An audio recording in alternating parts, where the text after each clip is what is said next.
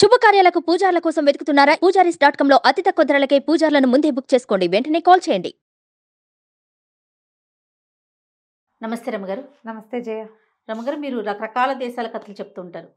China దేశం కథలని, Russia దేశం కథలని, అలాంటిది ఏదైనా ఒకటి చెప్పుకుందామా? ప్రసిద్ధ చైనా జానపద కథలు ఆ, అందులో నుంచి చెప్దాం. ఒకటి పూర్వం అంట చైనా దేశంలో అంటాక్ అని ఒక కుర్రాడు ఉండేవాడు. ఈ అంటాక్ పరమ నిరుపేద, వాడికి ఏమీ లేదు, అమ్మ నాన్న కూడా లేరు. వాడికి 14-15 సంవత్సరాల వయసు వచ్చేసరికి వాళ్ళ వాకిట్లో ఒక పెద్ద దానిమ్మ చెట్టు ఉండేది. ఆ దానిమ్మ పళ్ళే వాడి జీవనాధారం. అంతకుముందు ఎట్టాగొట్టా ఉండేవాడు. బాగా ఇల్లుంది, ఒక పాకెట్లో ఒక దానిమ్మ చెట్టు. ఆ దానిమ్మ చెట్టుని పరమ జాగ్రత్తగా కాపాడి ఆ పళ్ళు అమ్ముకుని దాంతో జీవనం గడిపేవాడు. విరగ్గాసేది అది. చుట్టుపక్కల వాళ్ళు పువ్వు పిండా టైంలో కూడా దాని జోలికి రాకుండా పంచప్రాణాలు దాని మీద పెట్టి కాపాడుకునేవాడు. పువ్వులు లెక్క పెట్టుకునేవాడు, పిందెలు లెక్క పెట్టుకునేవాడు, అంత జాగ్రత్తగా ఉండేవాడు. అయితే వీడికి ఒక 20-25 ఏళ్ళు ఉంటాయి ఈ టైంకి, ఈ కథ నాటికి. ఒకసారి ఏమైంది, ముందు రోజు చూశాడు, పళ్ళు బాగా అంతంతున్నవి. రాత్రికి రాత్రి 7-8 పళ్ళు ఖాళీ అయిపోయినాయి. ఎక్కడా మనిషి వచ్చిన ఆనవాళ్ళు అయితే లేదు, పళ్ళు మాత్రం లేవు. ఒక 2 రోజులు 3 రోజులు పగలల్లా కాపలా కాసాడు, ఏమీ అవ్వాలి. రాత్రిపూట ఏదో జరుగుతుందని రాత్రిపూట కాపలా కాసాడు. కాసేసరికల్లా 1 రోజు 2 రోజులు నిద్రపోయాడు. పళ్ళు పోతున్నాయి, రోజుకి 7-8 పళ్ళు చొప్పున. 4వ రోజు కనిపెట్టాడు ఒక నక్క. అది గోడ మీద నుంచి ఎగిరి పళ్ళు తెంపేసుకుంటుంది, తినేస్తుంది, పట్టుకుపోతుంది అక్కడి నుంచి. ఆ నక్కని పట్టుకున్నాడు, దాని తోక దొరికింది కానీ పారిపోయింది. 2వ రోజు ఏం చేశాడు, ఆ గోడ పక్కన తుమ్మ జిగురు పోసేసాడు. సాయంకాలం జిగురు బంక అంటారు కదా, అది పోసాడు. అది ఎగిరేటప్పుడు ఒక్క ఎగిరి గోడ మీద నుంచి చెట్టు మీదకి ఎగురుతుంది. మళ్ళీ అది గోడ దిగాలంటే గోడ కిందకే కాదు దూకాలి, అంతే కదా. అది ఇప్పుడు దూరం నుంచి ఒక్క ఎగిరి గోడ మీద ఎక్కుతోంది, కానీ దిగేటప్పుడు దూరం దూకదు, గోడ కిందకి దూకాలి. ఆ కింద పోసాడు. అదేం చేసింది, ఆ బంకలో దూకేసి పట్టేసుకున్నాడు. దొంగ మొహం, నా జీవనాధారం పాడు చేస్తావా, ఇన్ని రోజుల నుంచి తింటున్నావు, ఎన్ని తింటే నీ పొట్టకు సరిపోతుంది, నీ మొహం అండ అని నన్ను తిట్టేసరికి నక్కంది, వదిలే నన్ను వదిలిపెట్టు, పళ్ళు చాలా రుచిగా ఉన్నాయి, అందరి దొడ్లలోనూ పుల్లకాయలు, మీ ఇంట్లో ఈ దొడ్లోది ఒకటే, పెరట్లోది చక్కగా తీయగా ఉంది, అందుకే తినాలనిపించింది, అయినా నన్ను వదిలే, నీకు కావలసినంత డబ్బిస్తా. డబ్బేమిటి, నీకు రాజకుమార్తె నుంచి పెళ్లి చేయిస్తాను నేను అనేసరికి అంటాక ఆశ్చర్యపోయాడు. ఏమిటి నీ వల్ల అవుతుందా అన్నాడు. నా వల్ల అవ్వందే లేదండి, నా వల్ల అవ్వందే లేదు, ఏది కావాలంటే అది చేయిస్తా, కానీ నన్ను వదిలేసి రాజకుమార్తె నుంచి పెళ్లి చేయిస్తాను నీకు అనేసరికి సరే ఒట్టేయించుకున్నాడు, ఒట్టు ప్రమాణాలు అన్నీ చేయించుకున్నాడు. సరే అని వదిలిపెట్టాడు. అదేం చేసింది, ఆ నక్క వీడిని వదిలేసి దొరికిన మిగిలిన కింద తెంపేసిన దానిమ్మ పళ్ళన్నీ బొక్కేసి అప్పుడు పోయి రాజుగారింటికి వెళ్ళింది. నక్క ఎట్టా మాట్లాడుతున్నాను అడగండి, ఇది కథ. రాజుగారింటికి వెళ్ళి, ఏమండి మీ దగ్గర రత్నాలు అవి జల్లించే జల్లెళ్ళు ఉన్నాయట కదా, రత్నాలు జల్లించే జల్లెళ్ళు కావాలి, మా రాజుగారి దగ్గర బోళ్ళని రత్నాలు వైఢూర్యాలు ఉన్నాయి, జల్లెడు విరిగిపోయింది, ఇవ్వండి అంతే. రాజుగారు ఆశ్చర్యపోయారు. ఏ రాజుగారు అని అడిగాడు. అంటాక్ మహారాజు అండి అని చెప్పింది. అంటాక్ మహారాజు గారికి రత్నాలు జల్లించే జల్లెడ కావాలి. సరే ఆ జల్లెడిచ్చారు. జల్లెడి చేత్తో పుచ్చుకుని వచ్చేసింది. మర్నాడు ఏం చేసింది, దానికి అడవిలో అన్ని చోట్ల ఈ రత్నాలు అవి బాగు చేసే దుకాణాలు అవన్నీ తెలుసు దానికి.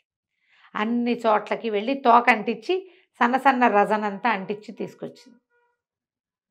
రత్నాలు అవి బాగు చేసేటప్పుడు ఇది పెడతారా, రవ్వగా రాలుతాయి ముక్కలు.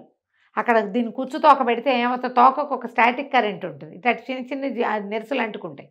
అవన్నీ పట్టుకొచ్చి ఈ జల్లెట్లో గాళ్ళు ఉంటాయి కదా, అక్కడ చోట చిట్టి ముక్కల్ని ఇరికించింది.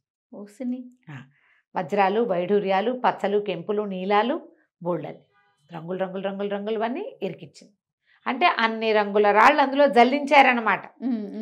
3వ రోజున పట్టుకెళ్ళి జల్లెడిచ్చేసింది. ఆ రాజుగారికి బోళ్ళంత మంది కూతుళ్ళు ఉన్నారు. ఇదేదో అంటాక్కనే ఒక మహారాజు ఉన్నాడని, ఆయనకి జల్లెడ కావాలని ఒక నక్కొచ్చిందని తెలుసు వాళ్ళకి.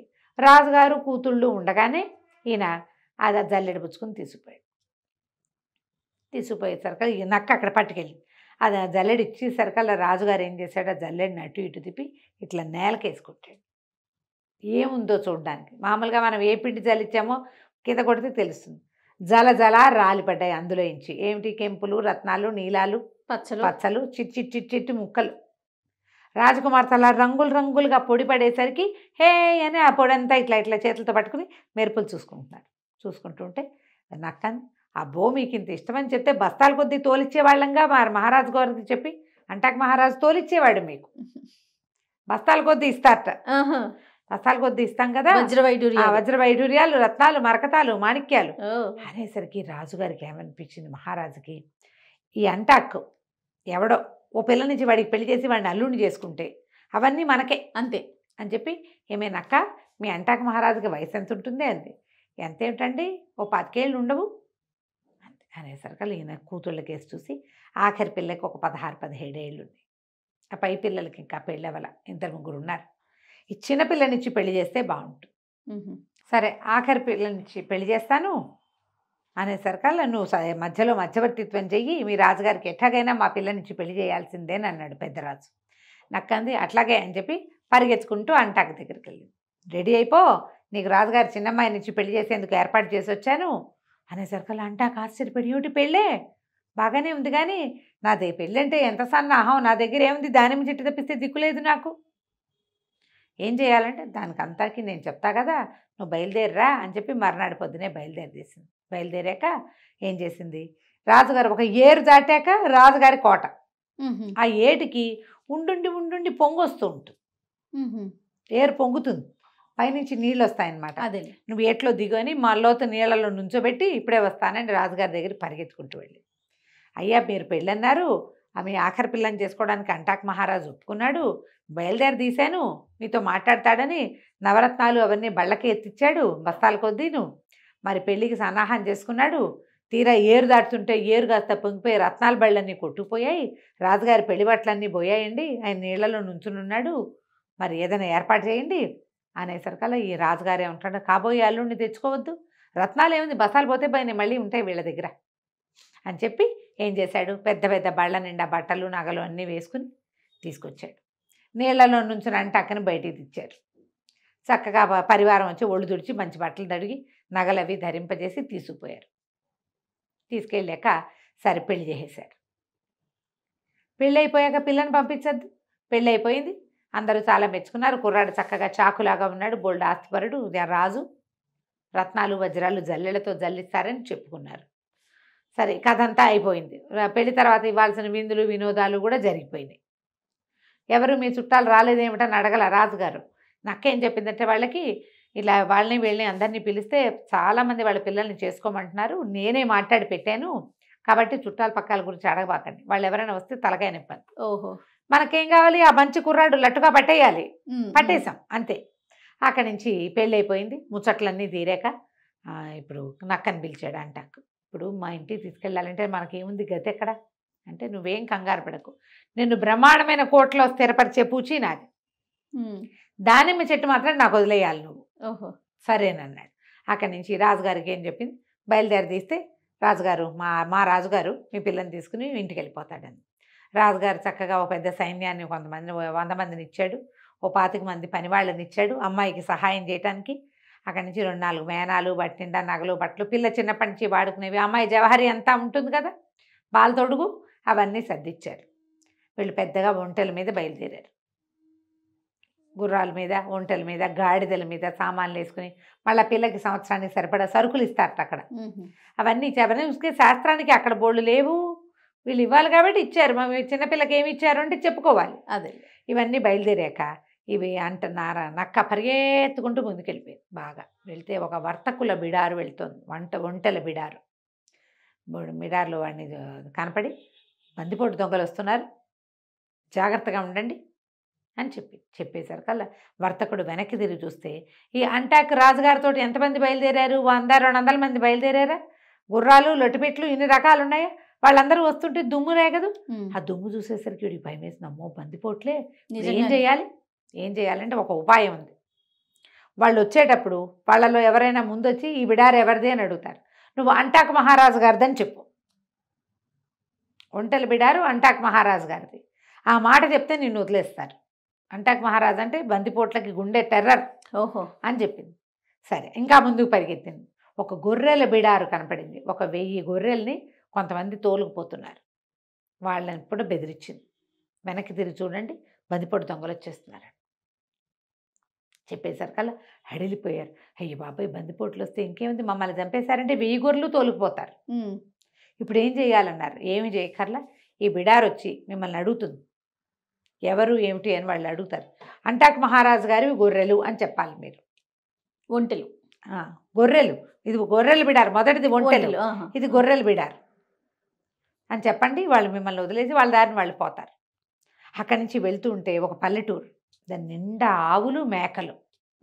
వాళ్ళని బెదిరించింది. ఇక అందరినీ ఇదే పని. వాళ్ళకి చెప్పింది, మీరు వీళ్ళు వస్తున్నారు, బందిపోట్లు వస్తారు, ప్రాణాలు రక్షించుకోండి అంటే ఉనికిపోయారు జనం.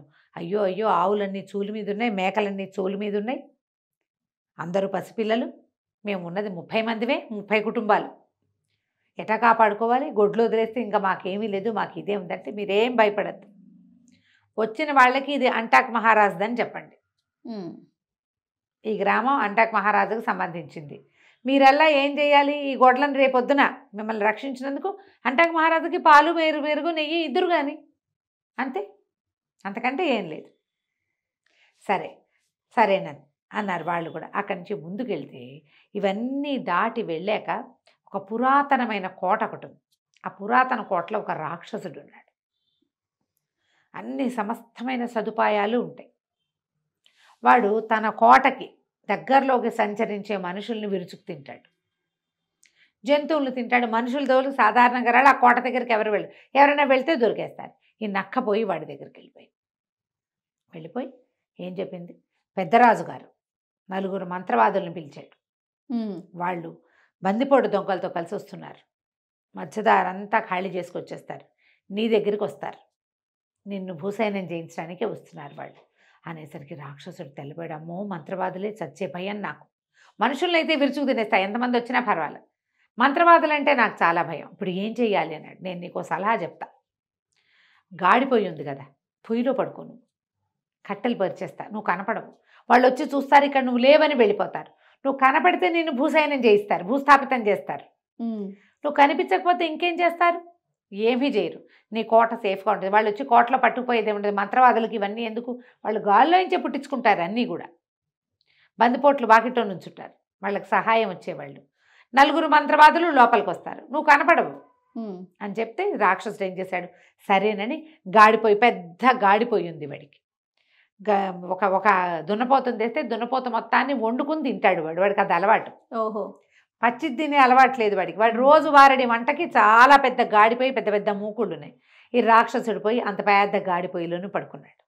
పడుకుంటే ఇదేం చేసింది, గాడిపోయి పైదాకా కట్టెలు పేర్చేసింది. వాడు లోపల పడుకున్నాడు. ఇదేం చేసింది, చల్లగా గాడిపోయి అంటించేసి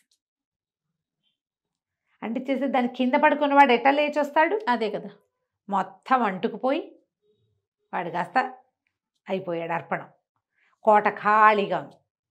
ఈ వచ్చే దారిలో అంటాక్ మహారాజుకి ఒంటెల బిడారు వాళ్ళు, అంటాక్ మహారాజు గారివి ఇవి అని చెప్పారు కదా, వాళ్ళు ఏం చేశారు, ఓ 4 ఒంటెలు ఇచ్చి అంటాక్ మహారాజు గారికి ఇవ్వండి అని పంపించారు. అంటాక్ మహారాజు ఎవరో వాళ్ళకి తెలియదు.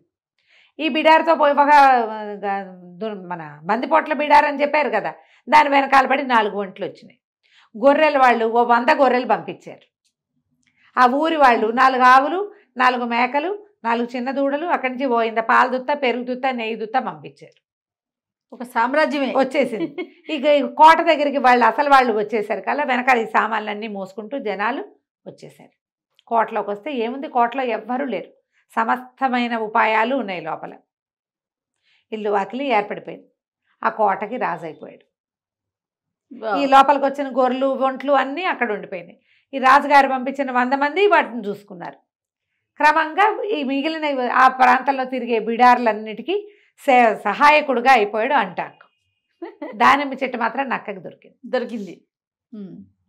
తర్వాత ఆ నక్క ఎప్పుడు వీళ్ళతోటే ఉండేదట. అయితే ఇప్పుడు ఇన్ని రకాలు ఇప్పించావు, నేను నీకేం సహాయం చేయను, నువ్వు నాకేం చేస్తావు అని అడిగిందిట నక్క.